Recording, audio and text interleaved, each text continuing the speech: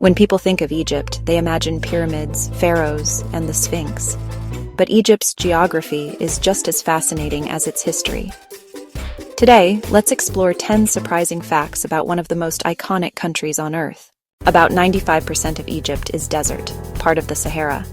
That means almost the entire population squeezes into just 5% of the land, mostly along the Nile River Valley. The Nile is often called the lifeline of Egypt. At over 6,600 kilometers, it's the longest river in the world. It's so important that without it, Egypt would basically be uninhabitable. Over 100 million people live in Egypt today, and almost all of them are concentrated in a narrow strip of land along the Nile. That's why the Nile Delta is one of the most densely populated regions in the world.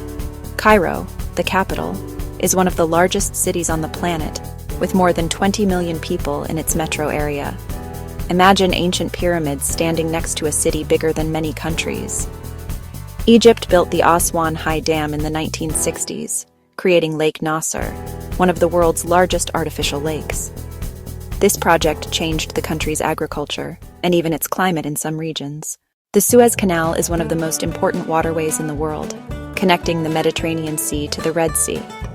It saves ships weeks of travel by avoiding Africa's southern tip. Egypt isn't just in Africa. The Sinai Peninsula is part of Asia. That makes Egypt a transcontinental country, sitting between two continents.